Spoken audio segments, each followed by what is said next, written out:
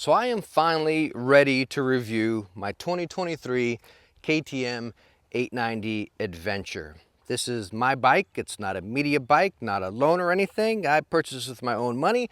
Actually, as many of you know, I traded in my dream bike, a Honda Africa Twin. I had a 2022 Honda Africa Twin Adventure Sport, a DCT. I traded in for this. If you're curious on why, go watch some of my previous videos. I talk about it there. I'll probably chime in a little bit on it right here as well. But before we dive into the review of my 2023 KTM 890 Adventure, I want you to hear me out right here, right? Because I've talked about this in many of my other videos, especially like tire reviews and such, or bikes. And I always state, it really depends on you or me, the rider. How do you ride? What is your style of riding? You're gonna hear me talk about this bike, in your ride style may be a lot different. Maybe you do more off-roading. Maybe you do more road riding, you know what I mean? So again, take that into account. As far as me, just letting you know my style, I would say I'm more 70-30, 70 road, 30 off-road. I wish I could say 50-50, but the location I live, I have to ride a lot of road to get to off-road. I don't like riding single track. I like fire roads, and I like taking that random right turn and feeling confident when I'm out there and I can get out of a situation if I can. So I would say 70-30 with a lot of adventurous spirit and probably turning down some roads I maybe shouldn't. I want that to be a strong point that you take with you throughout this video or any other videos you watch about motorcycle stuff, whether it be tires or bikes in general, is remember what kind of rider you are, and hopefully the person talking about the product lets you know what kind of rider they are, and you can differentiate the two and kind of break the two apart right there as you go through that video. All right, so let's go ahead and dive into the bike right here. And where I want to kick it off is what made me go off and trade my dream bike for a KTM 890 Adventure. Well, KTMs, I don't know much about them. They've never been on my wish list, so if we want to think about honeymoon phase or yada yada yada, I never really had that with this bike. Because again, it was never on my list. I was at a group ride, I saw a few bikes on it, then I started watching videos and I was like, holy smokes, that's what I'm looking for. And why is that? Well, it's really this down here, that gas tank. All of that weight is down low and centralized. And on top of that, when you swing a leg over this bike and you just sit on it. Now again, I'm coming from an Africa Twin, that bike at the Adventure Sport on top of that. It's a massive bike, that weight up top, that gas tank is gigantic, but this bike is so stinking easy to handle. And that's what really drew my attention to this. Because again, like I stated, when I go off-road, I like to get a little adventurous. I'm not crazy, I'm not wheeling, I'm not trying to jump, but I do want to turn down those random roads, you know, and I don't want to feel like, man, am I going to be able to turn this thing around, or what's going to happen if I drop it? Because again, if I'm riding by myself, I want to still be able to get out of the situation. And this bike is just an absolute breeze to handle, like no joke. That gas tank down low is game changing, and more manufacturers need to follow this suit right here. So hopefully now you got a good idea of me, my riding style, my preferences, and what really drew my attention to the KTM, which is probably some of your same points as well. Again, the ease of handling. But what I want to talk about is the bike itself, right? Just getting on it, looking over it and stuff. And one thing I really notice about this bike, which you can take this as a pro or a con, but there are a lot of plastics on this bike. Tons of plastics up here onto the dash, plastic all the way around here, plastic, gas tank, plastic, skid plate, plastic with a metal cover on it. It feels cheap. It feels incomplete, like you got the plastics here, and maybe if something was covering that, it would feel complete, you know what I mean? Or up here, you see up by the screen, and then you see the innards of the plastic. It's like, why isn't there a cover over that? A lot of plastics, but again, the plastics feel incomplete. And when I do ride off-road, I kind of feel it just sounds cheap. You feel it kind of clanky and just plastic clankling around, you know? That's what you feel like. And again, I'm coming from a very premium bike, being in the Honda Africa Twin. I'm not saying this is a piece of junk. It just feels incomplete and thrown together. Now we can take that as a pro or a con as well with all the plastics. That's going to help out with that lightweight, making it much easier to handle. But for me, spending this kind of money, you're talking roughly around a $14,000 bike before you unlock the tech package, which I did, which we'll talk about shortly. So you're talking roughly 14,000 bucks. I would just want it put together better and feel a little bit more premium, in my personal opinion. Now, other cool thing, I don't know if you put this in as like the build or kind of like the features of the bike. I'm not too sure, but it's really cool. Underneath this back seat, I don't know if I can, let me see if I can pop it off real quick and easy here for us. Yeah, there we go. So you pop it off, you got this nice storage compartment here. It's not just a regular old storage compartment you see on a lot of bikes. Again, if we open it up, you can see it's actually sealed. So you got a watertight seal in there. You got a nice little pad, a little cubby in there. Really, really cool. You keep your important docks in there. But the other thing is if you pop off either of these side panels, there's a little cubby compartment in there. Now, it's not as nice as this one here, as I left that one open. But again, you have a nice storage compartment in there to put tools or something like that. And the cool thing about these is they just pop off. It's clip, clip, and slide down. You don't need a screwdriver, you don't need a tool or anything. So really nice and convenient, especially if you're in a sticky situation off-road. Very easy to access. And again, just a cool little finicky touch. And you know one weird thing about this bike is the stock mirrors. I don't have them. They're in some bin in the garage, but they're goofy. They like come up and they're these big round mirrors. This bike is so sharp and it's just cutting in every corner and everything. And you have these big goofy round mirrors. So these are some aftermarket mirrors. I've used these on all of my bikes. I love them. They're just so easy to adjust. You don't need the 2 bolts. It's just adjusted up here, whatever. But anyways, the stock mirrors, it's like, what the heck, did they just find these out of a leftover parts bin or something? Now, also talking about the bike just kind of being incomplete, there's just some weird things, right? Like when we look down here underneath the radiator there and you see the skid plate, well, there's this massive hole where the horn is, and you see the screw holes where, well, the little cover can be put on. At first, I'm like, hold up, did they forget to put that there? And you can buy them, right? You buy a skid plate and it comes with a little cover, or, you know, you can find them on Amazon, 30 bucks, a nice little cover. And I think I read somewhere where it's like, well, you can't have the horn covered up or something like that. But again, it's so weird that the 4 holes are right there and it's just open. It's like, why not put the horn somewhere else then? And again, that's right in your face every time. Right when your hand's on the bars and you're in your controls, this little blinker deal is just flimsy. It doesn't even line up flush, you know. This cruise control button, it works great. It's perfect. It's very easy to use, right up and down. You set it, but it's weird how it sticks up and it's just that plastic button. Like if this bike goes down, I'm scared that thing's gonna break. Now, as we just talked about the controls, I wanna talk about using them and then within the screen. Also, along with that tech package, which I did unlock the complete tech package here, which is roughly around like, I believe 500 bucks. And then most dealers will give you, every dealer I called, they're like, oh, if you buy the bike, we're gonna give you 10% or we'll give you 20%. I think one even said 30% off, you know what I mean? Or you can of course buy each different thing. If you want the cruise control or the quick shifter, I said, heck, I need it all, right? Give me it all. I see a lot of people complain about that.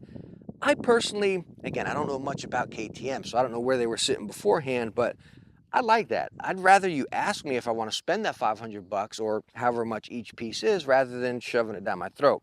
The weird part is that the controls are already on the bike and then it's locked back there.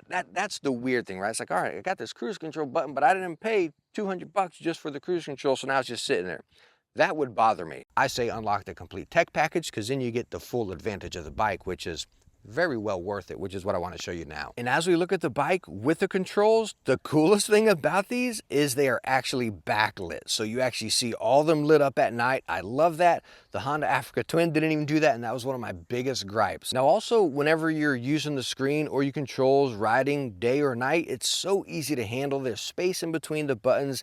Everything's easy to manage right on the screen, whether you're adjusting your ABS, your MSR, the traction control, your ride modes or whatever, which you can also program into the buttons right here and set it to your own personal preference, especially in the rally mode, which is unlocked with the tech package as far as your traction control, so on and so forth. It's very easy to understand, very easy to read, very easy to manage, and very easy to operate while riding or not riding, which is something I really love because the screen and the controls on the Africa Twin were absolutely confusing and sometimes quite a headache. Now, one thing that really drove me nuts about this screen is the gas gauge. It always only shows you halfway and shows you greater than 120 if you got a full tank, and then it starts going down in like increments of 10. So it's never like a true gas gauge or how much range you got left.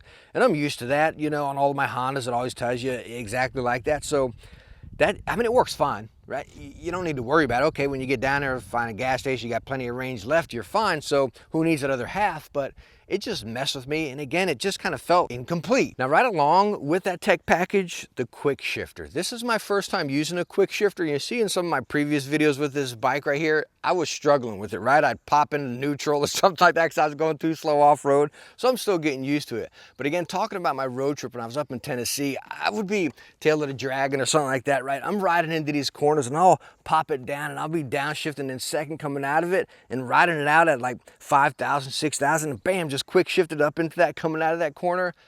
Holy smokes.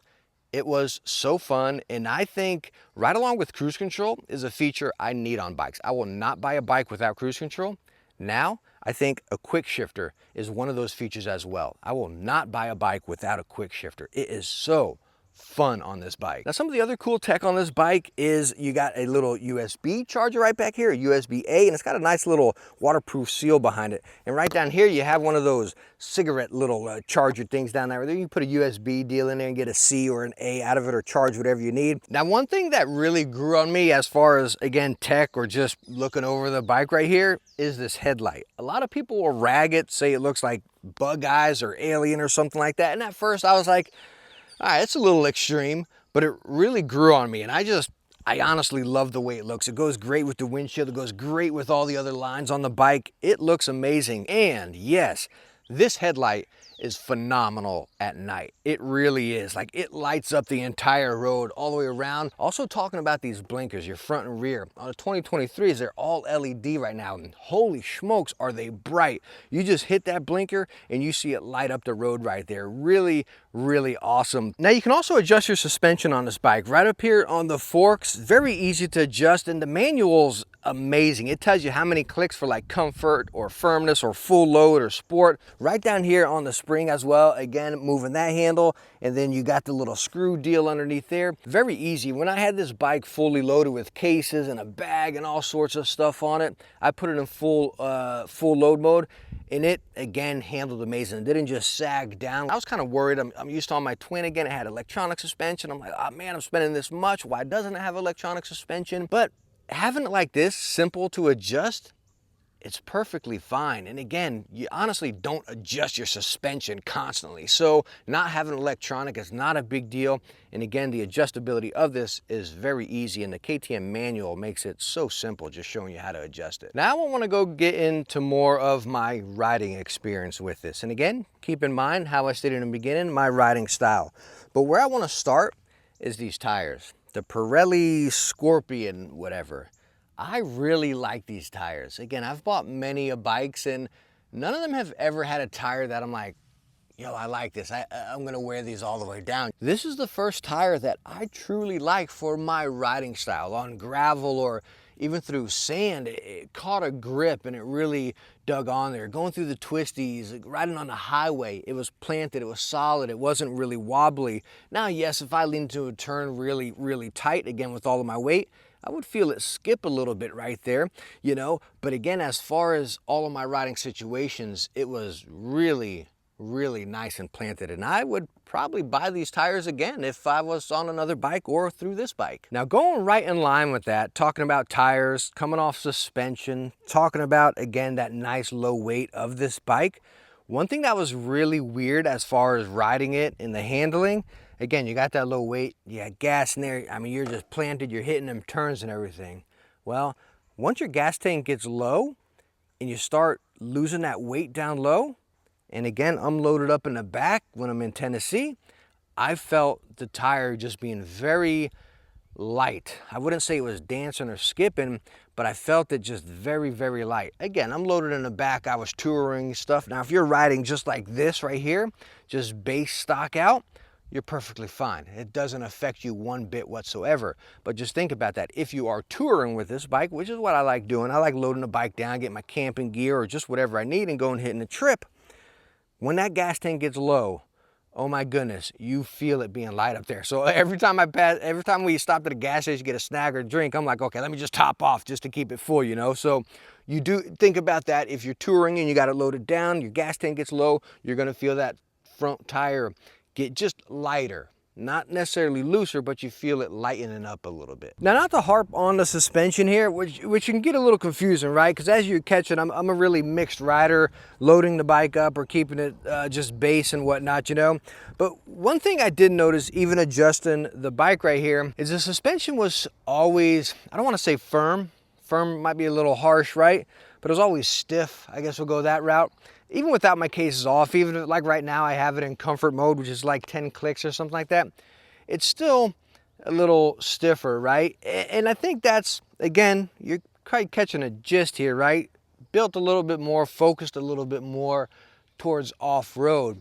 So when I'm riding around town and I hit a bump, or if I'm on a bridge, you feel it. It's like boop, boop, boop, boop, boop. Like you feel it, rather than like, say, something that's built more for touring, like the Africa Twin or something like that, right? You kind of float over it. But again, it's a personal preference thing. A lot of people that are more aggressive off-roaders are going to love this. And this is what's going to be a selling point for them, right? A lot of people hate on the suspension on the Africa Twin, or like the 300L, saying it's too soft.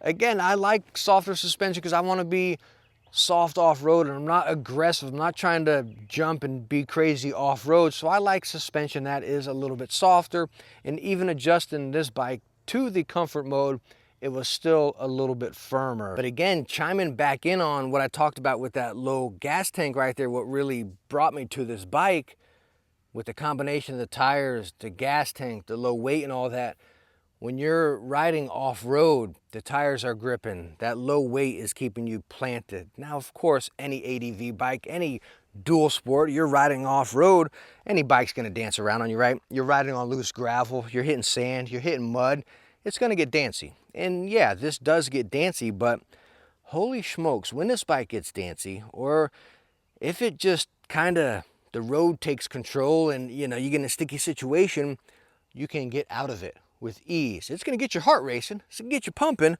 but you get out of it. And it happened to me before, right? The back tire skid and everything. I was like, holy smokes, how did I just get out of that? Because again, if I was on my Africa Twin, I would have been down and out and my day would have been ruined. Let's get over here. I don't know how deep that puddle is. Oh, whoa, whoa, whoa, whoa, whoa, whoa, holy smokes, guys, holy smokes.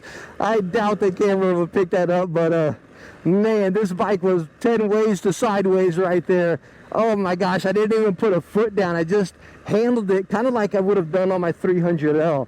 Oh gosh, I know the GoPro will not pick that up, but wow, this bike was every which way. And again, that's where it is, that weight's down low, so you're just kind of leaning and balancing with it. You know, it's, gosh, words just can't describe it. You gotta ride it, you know what I mean? You really do. It auto corrects itself. Your corrections you're doing, they're easy. And again, that's that combination of that low weight. And when you're off-road, everything that I just talked about kind of right there of the bike comes into play, and it's just, wow, it's really, really fun. Now, as we talked about the handling of the bike, how it's doing on-road, off-road, and around town, talked about your riding position, I think it's pretty comfortable, right? I don't know, are my legs bent a little bit much? On my entire road trip, I was perfectly fine. The seat, by the way, is pretty darn comfortable for a stock seat. Again, I have it in low position right here.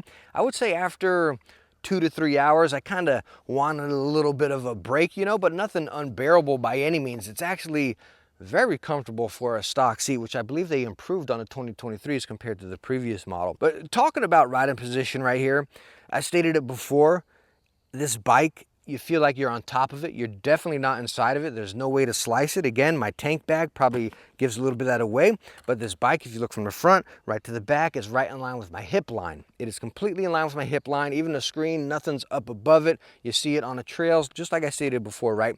That is very weird to me. I honestly don't like that. I want to feel like I'm inside my motorcycle. That's just my personal preference. The wind blockage is very, very nice. Again, from waistline down. The gas tank's blocking the wind off your feet. So if you feel like you're shifting or you're putting your feet out, you don't feel like your foot's getting ripped off or anything like that from the wind. If you're on high speeds on the highway, that's blocking you perfectly good.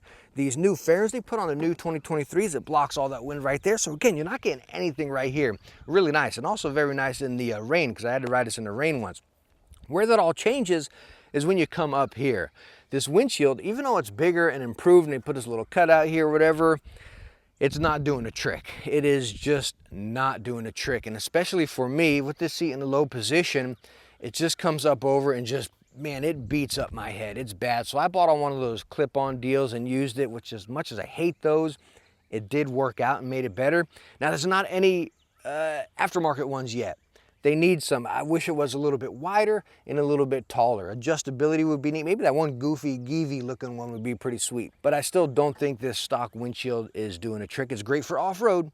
But again, if you're on road or touring, nah, it's no good. One other thing for me, being again right at 6 feet, that I personally didn't like are the bar positions. I felt like I was a little bit forward, right? The bars were right down there. So I bought these bar risers, and it's a really, oh my goodness. The links for anything that I talk about will be down in the description, by the way. But these bar risers, like 35 bucks. And it is just like, oh man, it is a dream. And it's like perfect if you're sitting up a little bit closer, your arms are kind of resting, they're not tight, you're not leaning forward or nothing. It is perfect right here. And right along with that, whenever you stand up on the bike, gives you a little bit lean forward, so you're getting that weight up front and everything, but it's perfect. Bam, right there. The clutch, of course, you can adjust them how you need. But again, with that slight lift, it is amazing. Without it, I was like this. Like without the risers, I was riding off-road like this. I was like, okay, this is number one. I got to get some risers on it. But again, that'll depend on person to person and as far as your height. But for 35 bucks, this is a must upgrade. Now, I'm not a big mechanical person or a big engine junkie by any means, but I like things to be solid and simplistic, you know what I mean? And where I want to start with that is the stock exhaust. Let me go and turn the key right here. This dang ready to race thing that it comes up on here all the time. Let me slap it in neutral, and I'm going to fire it up. And what I want you to listen to is the exhaust. It's just, let me let you listen to it before I say anything.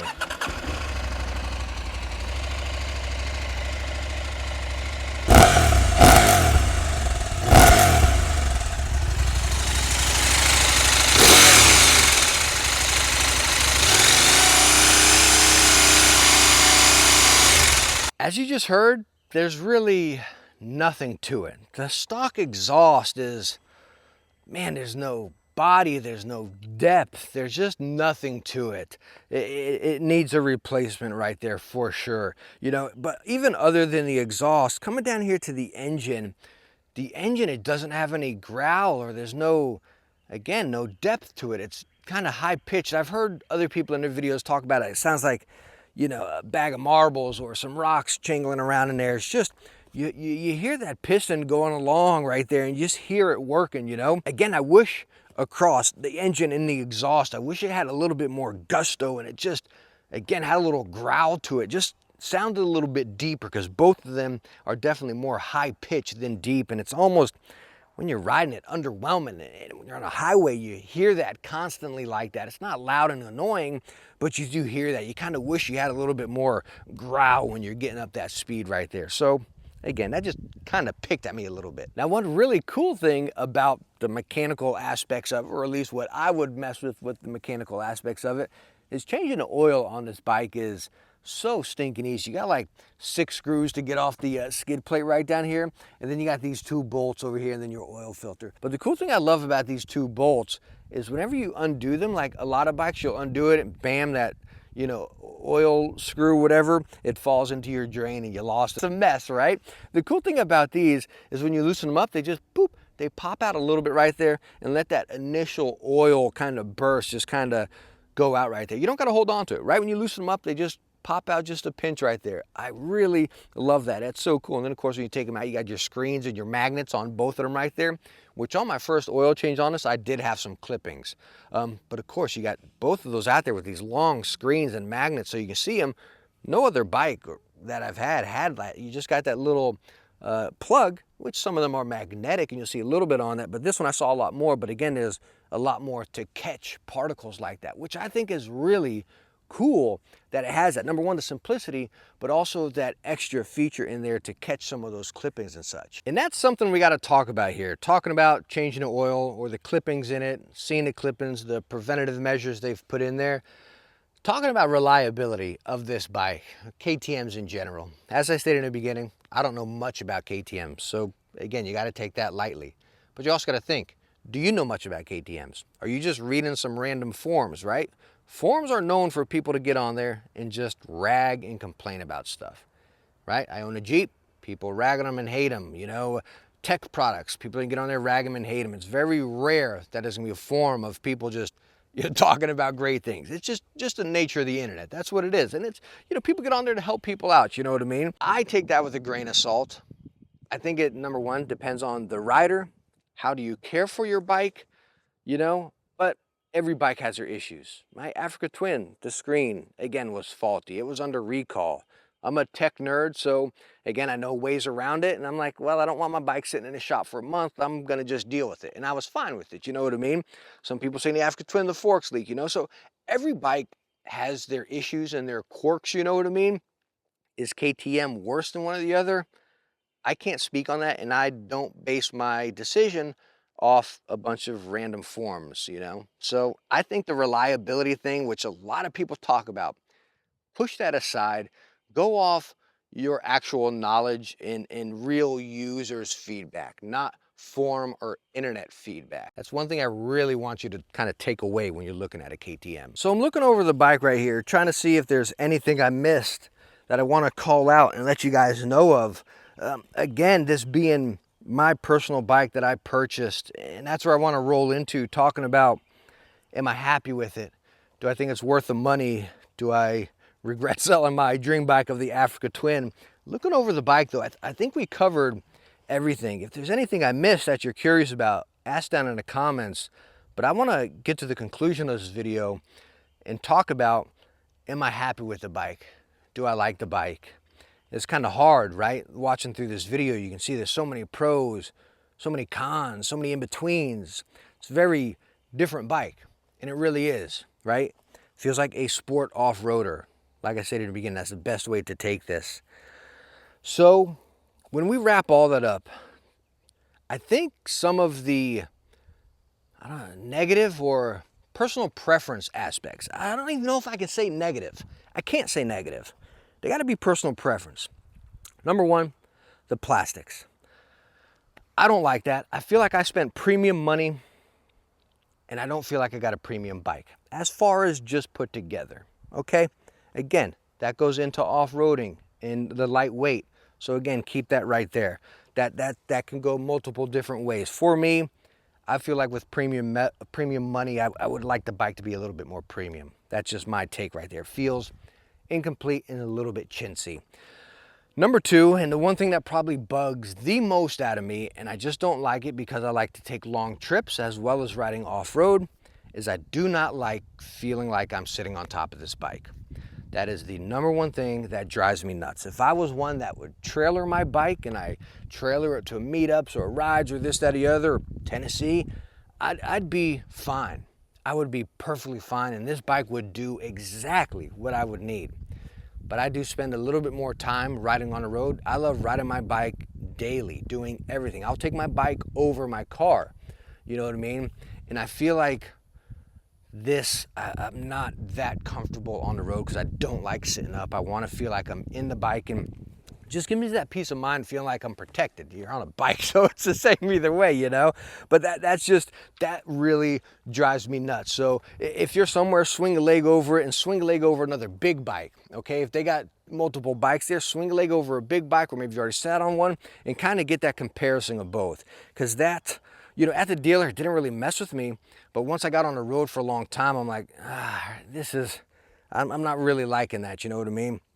And those two things, I don't really think justify this bike for me, right? Do I not like this bike? No, I'm not saying that. It's a darn good bike. It's amazing for sure. But I think for me, it's built a little bit more towards off-roading, which is kind of crazy, right? Because I was talking about my Africa Twin. I'm like, well, my Africa Twin's more towards touring, you know? So I jumped to this because I want to explore more off-road and I want to take those other turns and know I can get out of that situation. This does that. But I feel it's focused more onto that. So I feel like the Africa Twin was over here. This KTM 890 is over here. I think I need something in between. I hope this video gave you a true owner's, rider's perspective of my style of riding and just really broke it down for you. I hope I was able to help you out. I really do. That's the main thing here. If you got any other questions, again, ask down in the comments. Again, thank you so much for swinging by. Hope you enjoyed it. If you did, hit that thumbs up. Don't forget to subscribe, and I hope I catch you in the next adventure. Bye now.